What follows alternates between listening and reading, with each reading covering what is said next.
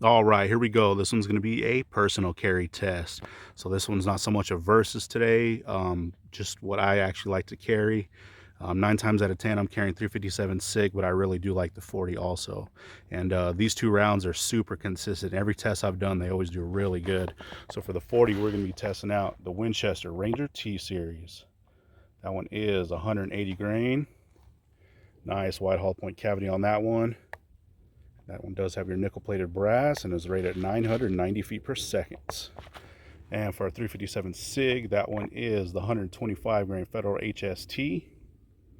So that one looks like. Also has a nickel plated brass on that. That one is rated 1,360 feet per second.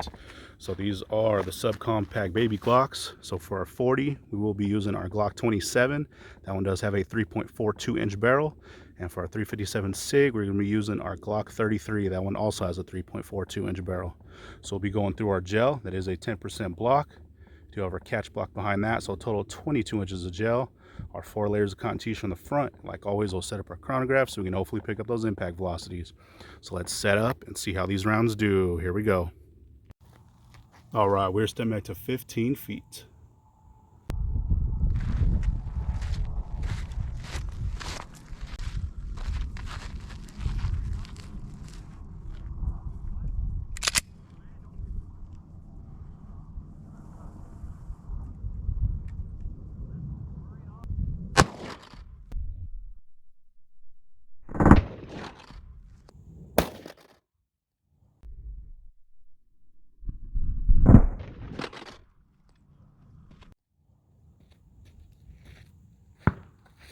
All right, let's see how we did on that one. So it looks like our impact velocity on that one was 1,007 feet per second. So not too bad. A little bit over advertised. And usually when I do test those, they are just a little bit over. So really good to see there. All right, so let's see how we did. So it looks like we got a nice entry hole on that. And like all the rest, you can see right down in there. That one did have a huge hollow point cavity. So sorry for all the noise, guys. There's people right next to me, so you'll be hearing a lot of shots going off. But anyways, you can see a nice star pattern so far on that one. So let's check it out from this top. Oh yeah, that one did really, really good. You can see those nice, perfect spiral cuts going on in there. And it did carry it most of the way through. This one did not make it out of that first block. So you can see it sitting right down in there. So that means it probably opened up pretty big, but pretty good so far. So let's see if we can get a measurement on that one. And like I said, this is one of my favorite carry rounds for the 40.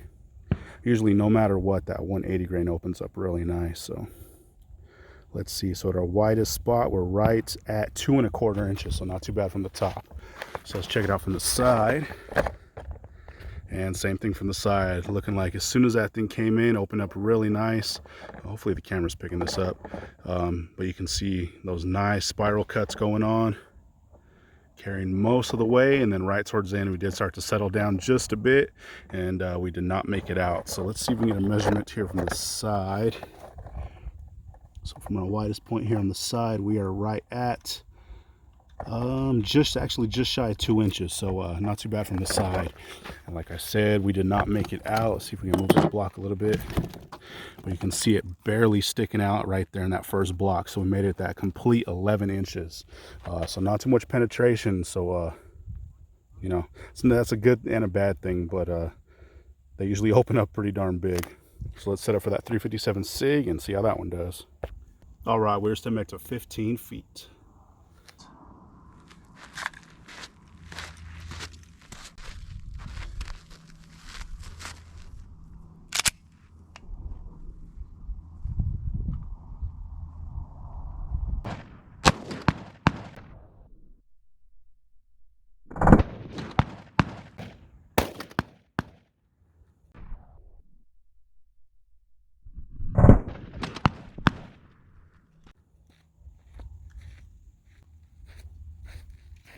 All right, let's see how we did on that one. All right, looks like our impact velocity on that one was 1,449 feet per second. So that thing's moving out really good, especially for that short barrel. This one is actually an older batch also, and you know, usually with this older stuff, it's moving out pretty good compared to that newer stuff. So awesome to see there for those numbers. So that top 357 SIG should be loaded, especially out of the short barrel. That thing was actually pretty warm, so good to see. So here we go. So here is our entry hole on that. Like all the rest, you can see right down in there. This one has a nice huge star pattern so far. So let's check it out from the top. Oh yeah, check this one out. This one has a huge stretch cavity so far. So it looks like that one came in, started dumping all kinds of energy right away, carrying most of the way through. It looks like it did settle down just a little bit towards the end, and then we did make it into that second block. So let's see if we can get a measurement on the top. So from the furthest, jeez, whatever they're shooting is loud. It's a bunch of kids next to me just letting rounds off. But anyways, back to it. So from the widest spot, we are right at 3 inches. So really good to see for that stretch on that short barrel. So let's check it out from the side. And man, check that out. Same thing from the side. Looks like we got a lot more distinct cavity here from the side view. So it looks like as soon as that one came in, opened up really nicely. Huge stretch cavity so far. It looks like there might be a pedal or two down in there, and then it looks like it carried most of that energy all the way through. It did settle down maybe that last inch or so like the rest, and we did make it into that second block. So let's see our measurement. Looks like this one's from the very bottom of the table to the very top of that cavity is just about 3 1/8 inches of stretch on that. So quite a bit. Really good to see for that short barrel. And we did make it into that second block. I'm not sure if you guys are gonna be able to see it on camera, but our leading edge are 1 3/4 inches. So that is 12 3/4 inches of total penetration. So good to see there. So we're gonna check these out one more time from the top. So here on the right is that 40, on the left is that 357 SIG. So here is that 40. It looks like that thing came in, opened up really nice. Huge stretch cavity, nice perfect spiral cuts going through, and we did settle down pretty quickly, and that one did not make it out of that gel. And for the 357 SIG, same on that one. Looks like this one opened up just a little bit quicker, came in, dumped all kinds of energy right here at the beginning, probably the first 2/3 of that block, and then it did start to settle down quite a bit towards the end, and we did make it into that second block. So really good stuff. So let's pull those rounds and see what they look like. All right, check these things out. Looks like they both got some really nice expansion. So the one on the right is that 40, the one on the left is that 357 SIG. So here is that 40. Thing opened up really nice. That is one huge slug right there. Picture perfect on that one. Nice uniform expansion and some wicked petals sticking out. Those talons are really nasty there. This one does have a little bit of that block still stuck in it, so we'll rinse it out here at the end before we get those pictures, but really nice expansion there. And for that 357 SIG, here is that HST. Same with that one. Picture perfect expansion. This one does have a little bit of that cotton t-shirt stuffed in that hollow point cavity, but man, that one, textbook expansion there. It's what usually HSTs do, but never gets old seeing them. Same with this one. It does have quite a bit of gel stuff down in there, but man, that is same perfect expansion. Really good to see those numbers out of that short barrel too. So we'll check them out one time from the bottom. You can definitely tell that 40 is quite a bit bigger there. And one more time from the top. So like always, we'll get our steel shots and all that good stuff here at the end. But there we go. That was 40 Smith & Wesson versus 357 SIG. I guess it wasn't so much a versus as, you know, more of like what I personally carry. But there we go, guys. Thanks for watching. All right, here's that cross section for that 40. This one actually did pretty good. Got some nice big splits. You can see it looks like there's a little piece of a jacket or something sitting down in there. Same on this side. Nice star pattern going on. You can kind of see that spiral cut. I did remeasure these at their widest spots are right at 2 1/4 inches.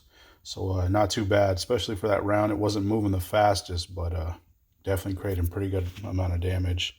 So let's cut this open. All right, and here's after being cut. So this bottom is the right side, this top is the left.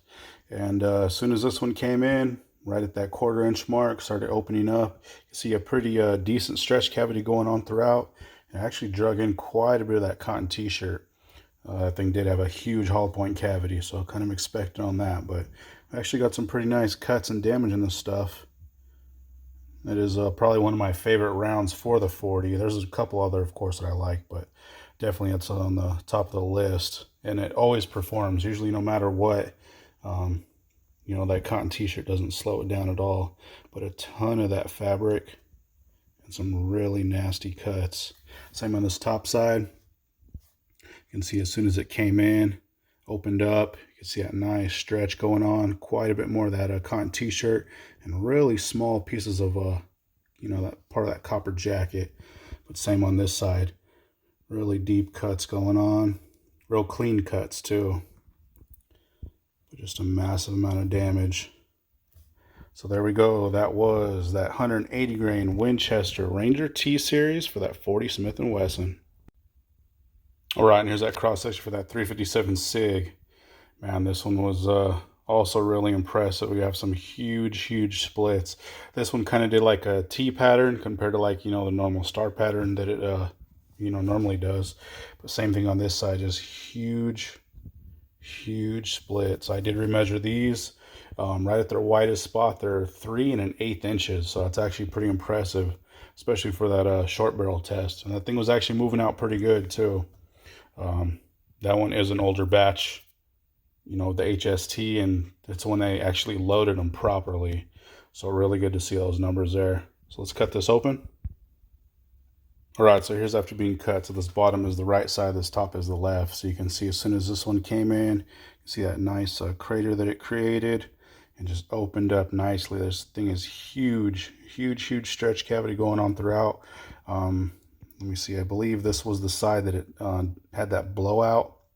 So you can kind of see where it probably would have created a little bit more damage, but there was nothing left to blow out. So, but look at those splits. Look at that damage. Really deep cuts. There is a little bit of that jacket down in there, or at least a couple lead fragments, and a little bit of that cotton t-shirt. But man, this thing just did all kinds of damage. Super big cavity.